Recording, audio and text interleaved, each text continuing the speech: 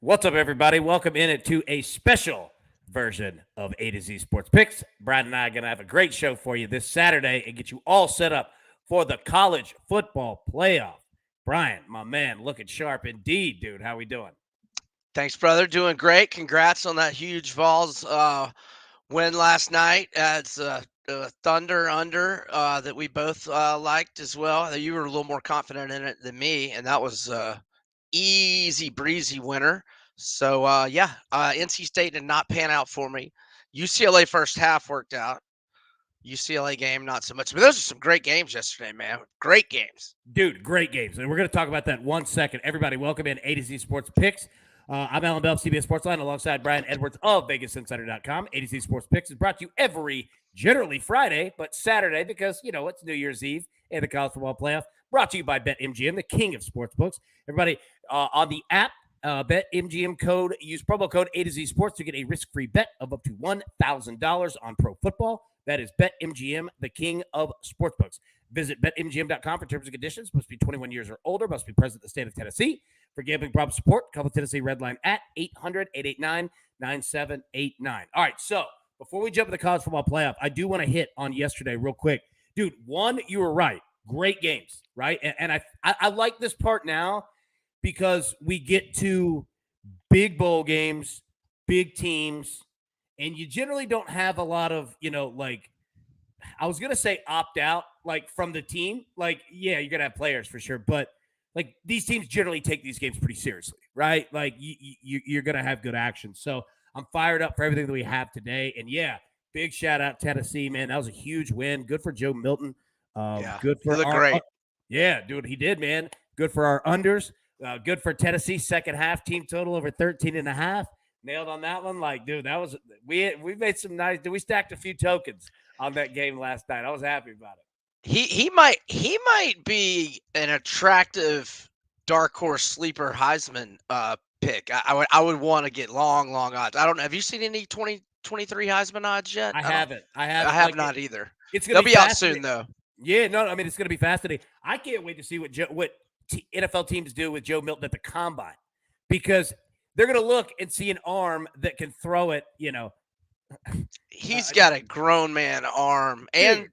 size. He's got it all, man. It's just if he gets his accuracy going and being in Heupel's offense another year, we'll see. Yeah, we'll see indeed, man. I know. All right, let's get into it, man. College football playoff today. All right, let me get you the freshest odds here. All right, so first game, uh, 3 p.m. Central. We got TCU, Michigan. All right, Michigan 7.5 point favorite. Got a total 57.5. It's dropped, from 58.5 to 58. Now sitting at 57.5. All right, so I know we talked about it yesterday, but I mean, let's go through them. Let's go through them, man. So what do you got here? I'll let you go first.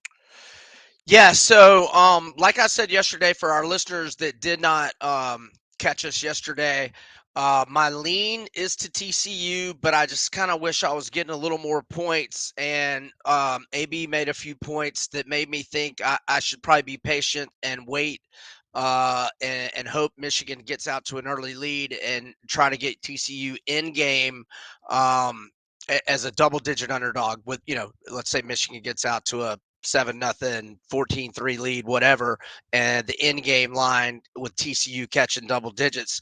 I lean their way plus 7.5, and still really no movement on this game. Now, I lean to the over. I tweeted out just a couple of stats earlier. 10 of TCU's 13 games have had at least 58 combined points, and their games this year have averaged a combined score of 65.3. Now, 8 of Michigan's 13 games have gotten to at least 58, but its games have averaged combined scores of 53.5. But that doesn't really deter me because, I mean, there's so many garbage offenses in the Big Ten, from like Rutgers. A lot of offenses in the Big Ten are not very good, but Not your beloved Rutgers, bro. right, that's basketball. That's basketball.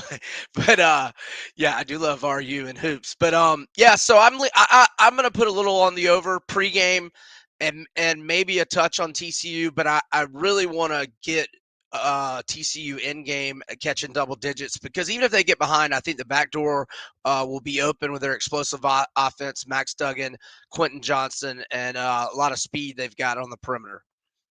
Yeah. So look, I like the under. I'm gonna go the opposite way on you. It's not something that I'm like standing on a table, pounding, demanding, like, hey, ride this. Me neither on the over, by the way. That's a Yeah, small like opinion. I think that the books, I think the market, like the spreads and totals are pretty efficient, right? Like I've got some questions on the Georgia one getting down to 6, but then again, I mean, we'll see. But I think this one's pretty efficient, both spread and total wise. Again, the reason that I like the under, I think Jim Harbaugh is going to approach it as he did in the NFL, saying, "Look, I'm going to run the football all game. I don't think that you're going to be able to stop it." Now, not that Michigan's going to score 70 points, right? But like he's going to run the football, he's going to run clock, and he's not going to be afraid to kick field goals, play field position, and say, I'm going to bet that you're not going to go 75 yards 5 times on my number 1 defense in the country. You probably won't do it 3 times, right? Like, just don't screw up. Don't give him short fields. Like, I think that's how he approaches it. Could be a pretty quick moving game, to be honest with you. Like, if it goes that route, if that's the game script. But then again, man, like these college football playoff games, like they're never close. And you get weird things that happen. You know what I mean? So, yeah, like I'm not huge on it. Now, I'll go ahead and tell you, my plays on both games. I've got to get it out here on both of them because they're connected. Moneyline parlay on Georgia in Michigan, minus 120. I'm also playing an exacta bet.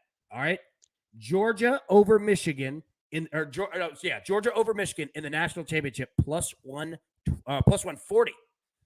Yeah, I put a little on that about a month ago, just to baby play. It's a good one, dude. Like it's pretty solid. Now, again, that's how I feel. I think both those teams are going to win, but I mean, we've seen crazier stuff before. Now, a quick thing. We spoke yesterday about Michigan, that they've scored first in every game this year except Ohio State. All right. They've got BetMGM has a prop up. Who scores the first touchdown? And Michigan's minus 200. Right? Like, I'm not saying bet it. I'm just saying, like, it, yeah. Like, they score quick. They score first. Generally. And they've priced it like they're expecting it. Like, which is fascinating, right? Like, looking at, like, let me pull up here the first half here. So, first half, Michigan minus 4.5, a total of 29.5. Like, God bless that first half under 29.5 screams to me. I don't know. What do you think here? I don't have a first half bet on this game. I'm not thinking anything on the first half. Now I have a first half opinion on the other game when we get to that one. Yeah. Like, I'm looking around like at any other interesting here. Like, okay, so I'll tell you what, like, give me a final score. Like, what do you think that this game is going to be? I like to do this when I go through. Go ahead. I'll say 34-27 Michigan. 34-28, 34-27 Michigan. Yeah. So that'd be what, 61, 62? Yeah. Don't trust me on math here. Yeah, right. Low 60s. I'm going to go 31-17. Like, I that's kind of like where my head has been. Mm-hmm. But I don't know. Like, I feel like Michigan is good for like 30, right? Like, I feel like 30 is right where they're at. It might be 28, but like that's where they're at. The question mark is, what does TCU score? Like, I can't. I don't know if they get to 20. I don't know. Now, I'm not saying that they can't. Not saying that they don't. But it's just kind of where my head, goes in this one. So we can talk about that in a minute. All right, let's get to the other college football playoff game today, and this one is at what time is this one? At 8 Eastern or 7 our time. Yeah, 7 Central here. All right, so Ohio State, Georgia. Georgia is a 6-point favorite. The total is moving up, 62.5. All right, so I throw it back to you, man. I know you're big on Georgia. What do you got? Yeah, so I'm predicting a 48-20 final, a Georgia win. Ohio State is 2-11 against the SEC all time in bowl games, and 6 of those losses have been by 14 points or more. This year, Georgia's won 12 of its 13 games by double-digit margins. This is their smallest spread of the year. Their smallest previous spread was 9.5 to Tennessee. And yeah, I just think all the big games for Georgia this year, they've showed up and dealt out pimp slaps in all of them. I mean, Tennessee had a chance to get a backdoor cover there, and the final score was only 14. So I don't know that that's a legit. That score was not indicative of that. Right, Game. that's what I thought that was a misleading final in my mind. I don't think Georgia was ever threatened. I mean, they had a 2-possession lead early, and they never lost a 2-possession lead. Yeah, you didn't have to keep going. They were never threatened in that game. They weren't. Right. Okay, so now remember yesterday I mentioned those adjusted lines, and I mentioned Georgia is my biggest bet of the year. So my adjusted lines on my accounts did not come out to this morning, but I did play several of them.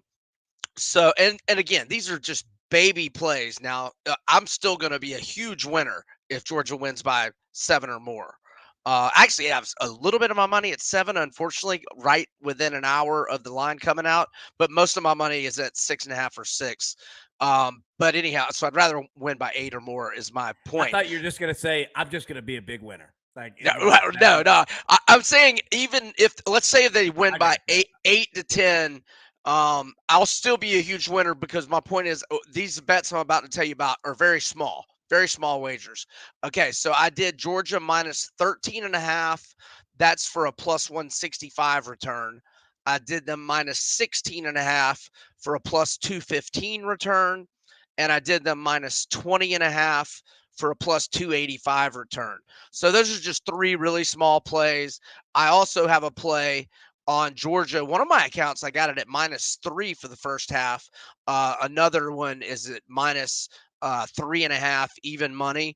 So I would get some of that as well. But like, let's say you're willing to put 7 units in play, like 5 on Georgia for the game, 1 on Georgia in the first half, and then like a third of a unit on the 3 other plays that I mentioned. I think you want to sink or swim in terms of whether you win money today with Georgia. That's my strategy. I could lose all my other bets today, and I'll still be a big winner if Georgia covers for me. If that makes sense. No, it makes complete sense. Most of my bankroll today is on Georgia. I'll be tinkering around with some other games, but for much smaller amounts. So when it's halftime and Ohio State's up 24-3, like you're putting a phone through a TV, hand through a wall. Actually, I'm probably betting Georgia in the second half is what I'm probably doing, dude. So and then I'm gonna have an uncomfortable amount of money at risk, dude. We all know that feeling, and you get nerves in that first half. You're like, we need a good start. Let's not screw around it. I love when, like, as a bettor, when you start talking to the TV, 1, you're the only one in the room, and 2, you start talking like you're a coach. You're like, all right, boys, we need a good start here. Let's not turn the ball over. Let's punch it a touchdown. If anybody were around, they're like, what in the world? Like, this guy's a psychotic. I don't know what he's doing. Now, all right, here's a question. I'm going through BetMGM, all right? Just going through some of the, random bets and different options that they have here. All right, so under win total, all right, here on the app, on the site, you could take Georgia, all right, and over 50. You could take Georgia money line and over 54.5 at minus 110. Not bad. Like yeah. let me say this. I'm on the over of 62.5.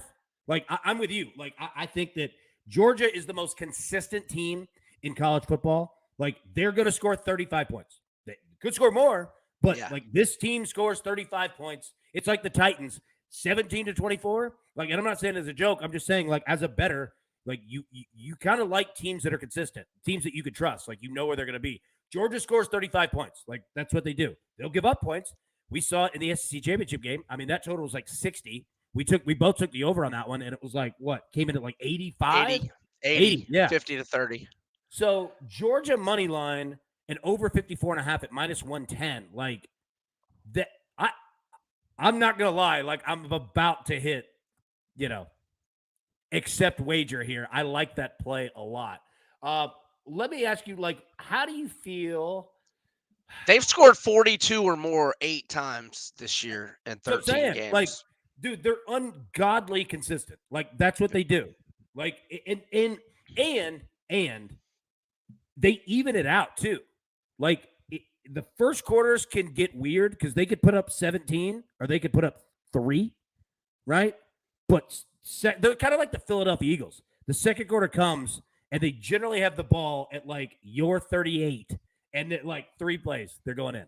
They are unbelievably consistent, man. So yeah, like I like the over. I like that Georgia money line and over 54.5.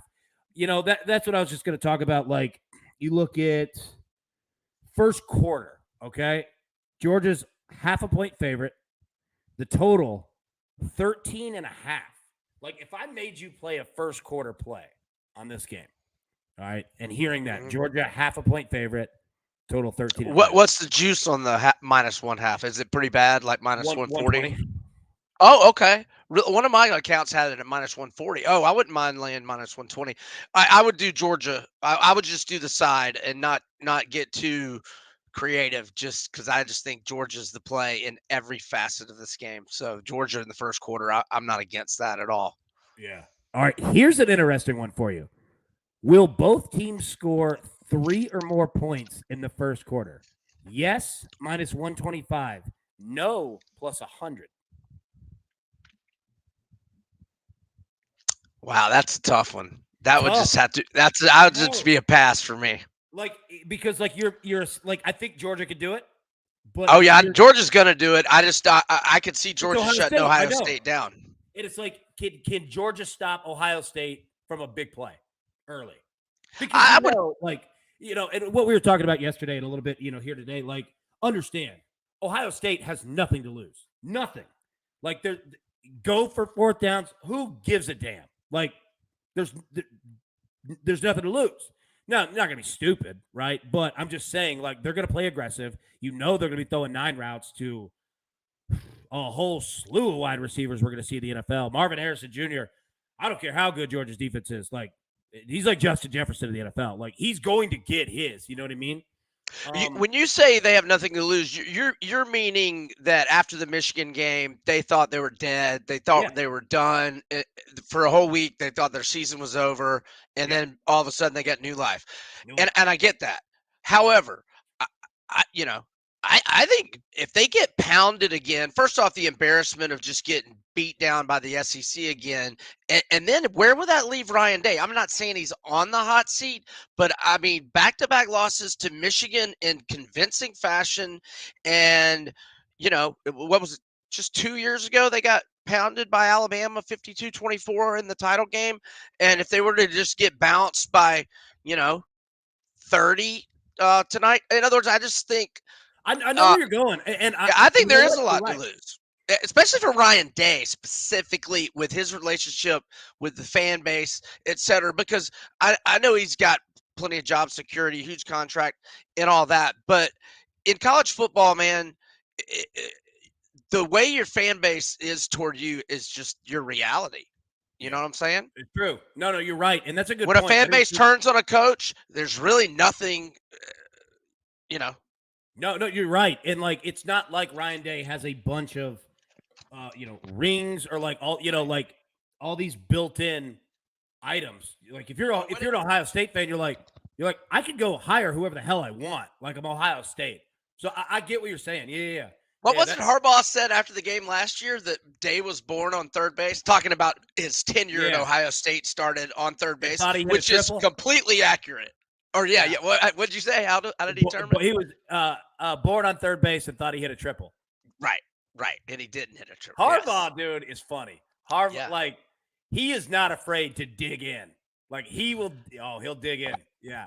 When he beat Pete Carroll in USC when he was at Stanford, he beat them like really bad, and he was going for 2. Like, with when it was McCaffrey. like. Yeah, he was going for 2 when it's like 45-14. It like no time left. Let me say this, man. I've met Jim Harbaugh a couple times, and one of them was in the in the visitors tunnel. When the Titans were playing the 49ers. And dude, he is intense. Let me just say that.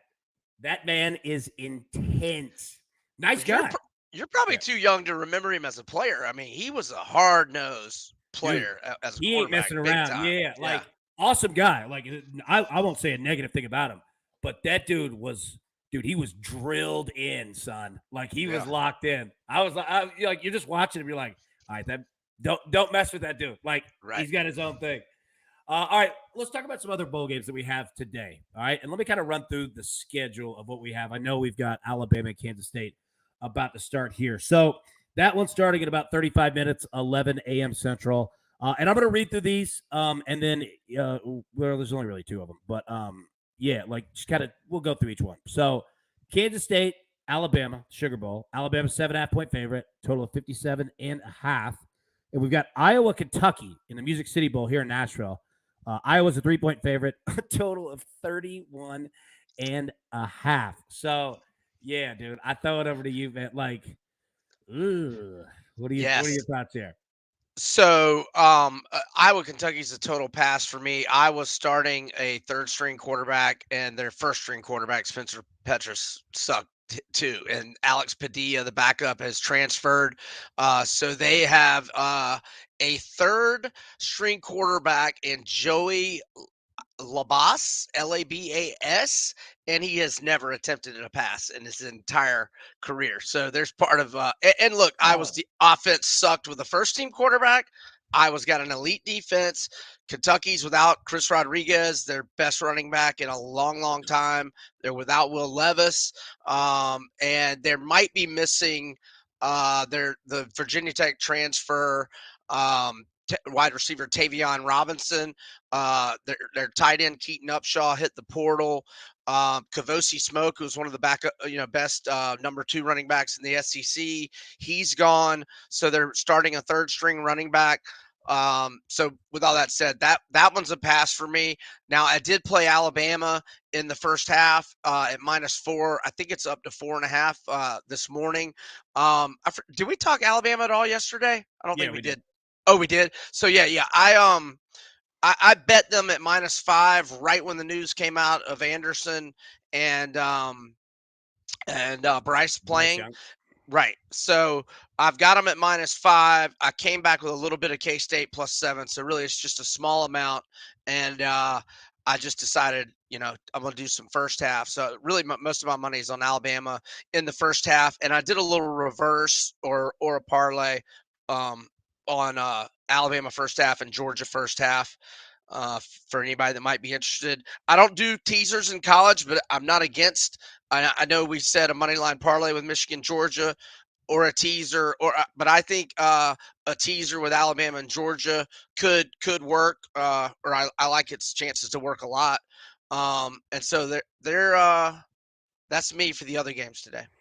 All right, I'm going to tell you a little story real quick. All right. Let's do it. So last night, all right, I'm driving to our CBS Sports Line office. All right. It's on, if you're familiar, downtown Nashville, it's on Commerce Street. All right. Basically, Commerce and 3rd Avenue. Okay. So the way I'm coming is that, you've got Broadway, which just goes right up.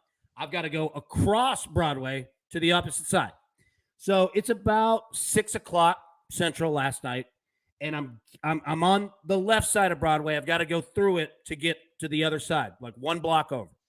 Well, I'm pulling up, to get close to Broadway, and I realize that they have the Music City Bowl, the Battle of the Bands of Iowa, Kentucky, and I was like, oh man, like because once you get there, there's nowhere to go. Like you're trapped, right? Sure. So I was like, oh man, like I'm gonna be stuck. I'm going on TV in 45 minutes, right? I've got to go 2 blocks. I'm gonna leave my car there if I have to, right? Dude, I went through in 1 minute. There's no one gonna be at this game today. I'm telling you. Okay, gotcha. Nice. There might have been 90 people. Well, Like, first off, Kentucky plays Louisville in basketball, and that tips off, I believe, at noon Eastern.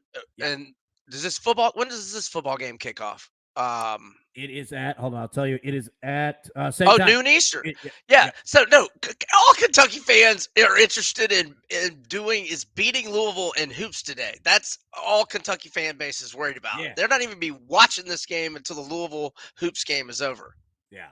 So I laughed to myself, and I'm not laughing at like the fan base because I get it. If I were a Kentucky fan, dude, I'd go to the basketball game. Plus, you just played this bowl game last year. Like, why would I care? Yeah. Right? Rematch.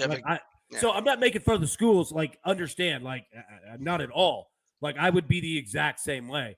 But yeah, I was looking around. I was like, oh damn! Like, there's not going to be anybody at this game. So, all right, for it, I'm playing the over 31.5 just out of damn principle alone.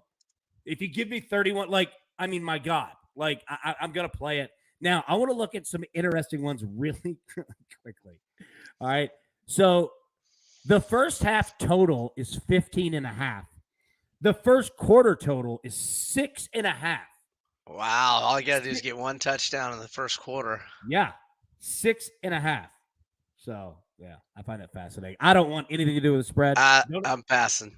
Yeah. Don't now, if I had to pick it, I would pick Iowa, but I don't have to pick it.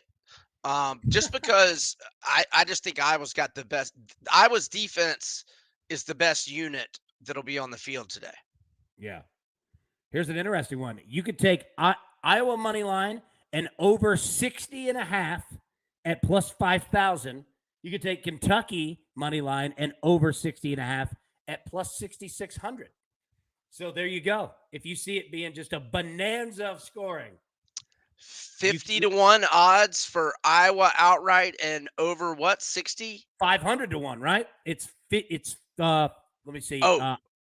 Yeah, it's plus 5,000. So wait, then that would only be 50-1. Yeah, sorry. right? Yeah. But I mean, 50-1. Trying to make that plus 50-1's a hell of a damn payout. Yeah. So if that's what I was looking at. Like, if you think, because look, I get it. You know, backup quarterbacks, like star players out. Oh, things can happen. Get a couple special teams touchdowns, couple pick sixes. You know who makes business decisions at bowl games? Defense, not offense. Right.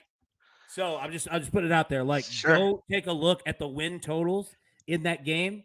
If you want to get crazy, 50-1 odds, man. That is.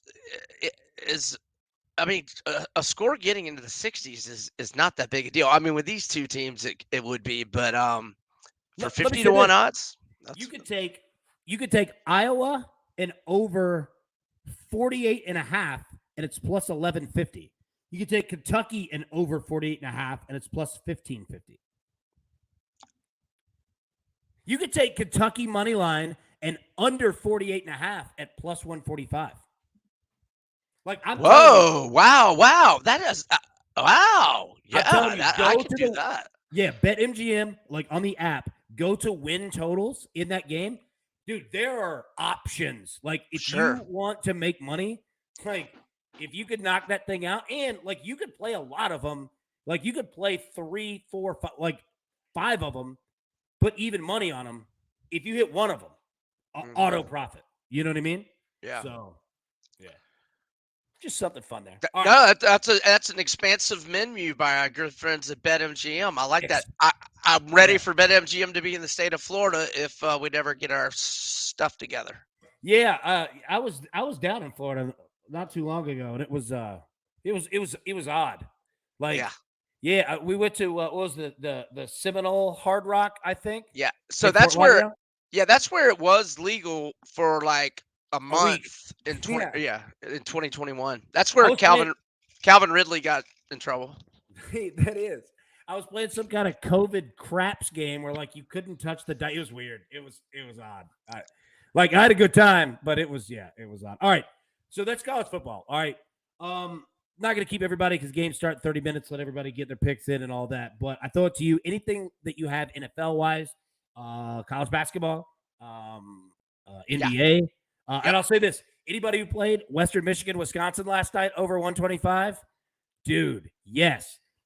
Wisconsin at home is money. They do not miss. Like, they are lights out. You're basically betting, can you get the other team to 50 points? Like, keep that with you as the year goes. I know that we're getting conference play now, but like there's something about Wisconsin at home, dude. Like they just drill left and right. It's crazy. All right, yeah. So good. All right, so yeah, I don't think I mentioned this one yesterday. So I really like the Bengals again. I mean, I've just been playing them for months now, and they've been great to me. I know they're obviously up against it against Buffalo this week, and they did lose Lyle Collins, their starting offensive tackle. But this team got to the Super Bowl last year with the worst O-line in football. They have now won 7 games in a row, both straight up and against the spread since week 3. So just think about how long ago that was. They are 11-2 straight up and 12-1 against the spread. The only non-cover being on that short week game where they had to go to Cleveland and got spanked. They've won 5 in a row at home, both straight up and against the spread. This is only their 3rd game as an underdog this year. I mean, it's not much, just 1 or 1.5, but they're 2-0 against the spread with 1 outright win as an underdog this year. In the last 14 games, Joe Burrow, 32-8 TDI ratio. The Bills are in a back-to-back road spot, playing at Chicago last week, and they're currently mired in a 3-6 against the spread slump. So I am on the Bengals. Like I believe I mentioned yesterday, I'm on Detroit -6. I also think they're a great tease team.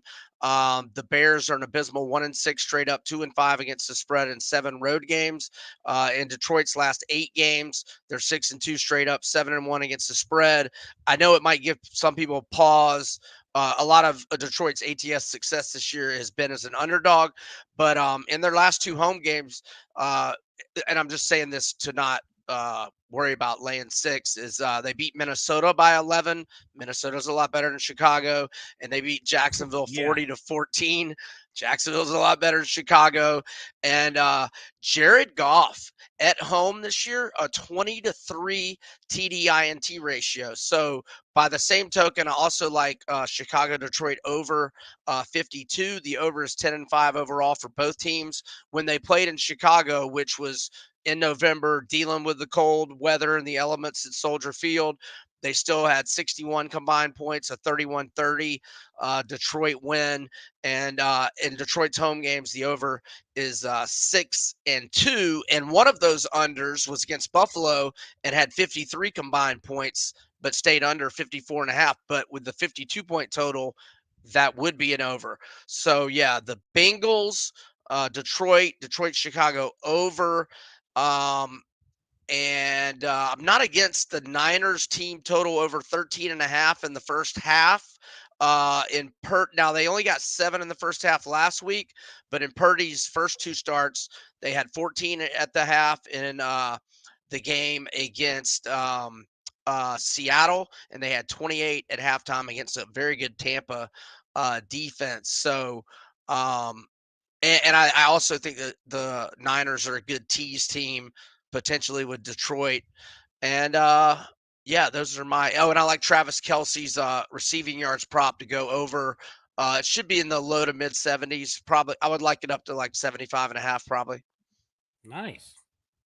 There we go. I like it. All right, only one for me, NFL wise. We'll have more. And dude, let's talk about it on Twitter, YouTube, wherever. Like, we'll talk about it all throughout. I just need to go through all the prop bets. Haven't had a chance to since last night. But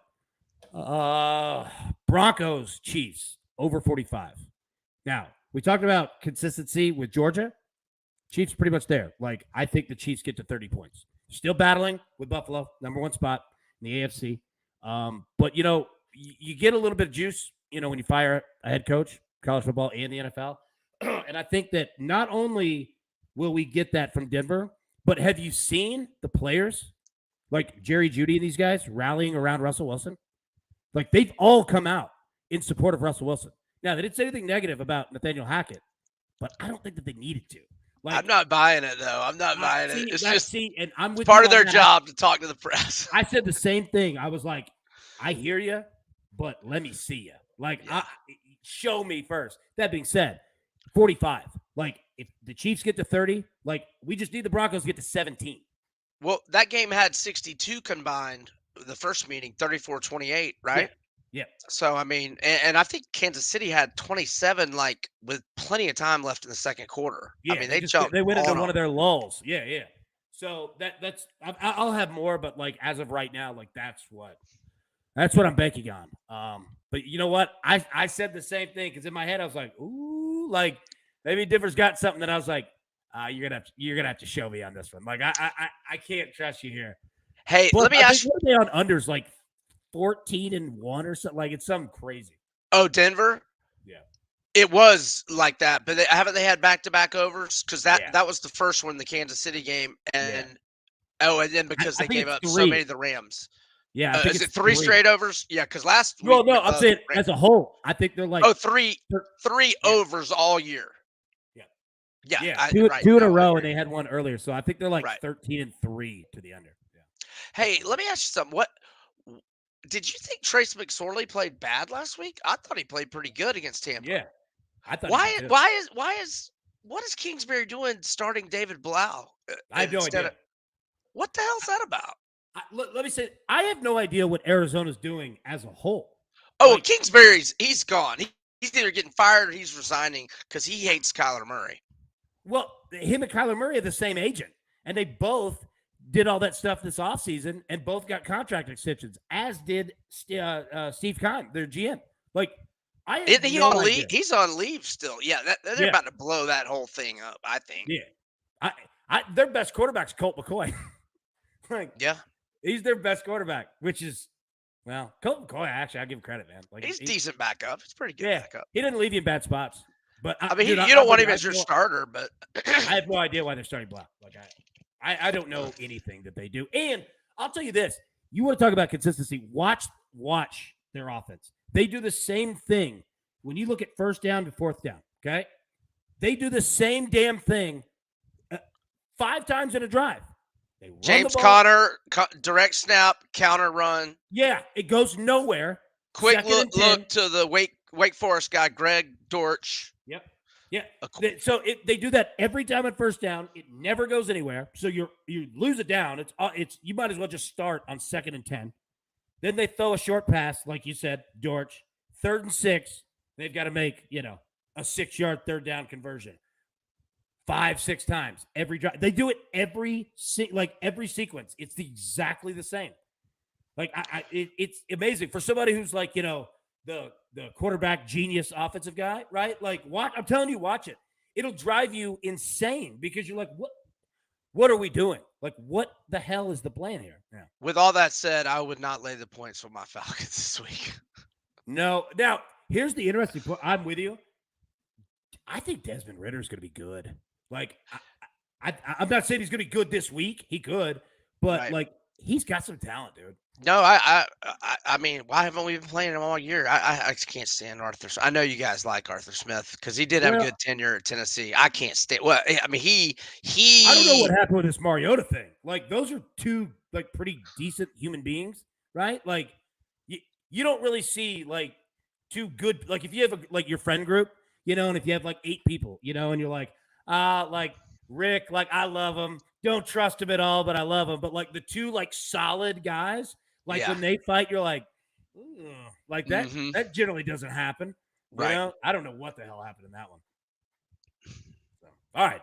That's enough rambling. All right, everybody, thank you so much for tuning in. We live again this coming Friday. We'll break down the national championship, NFL Week 18, playoffs, and more. But until then, best of luck. Cash these tickets. We'll see you next week. Good luck, everybody. Happy New Year.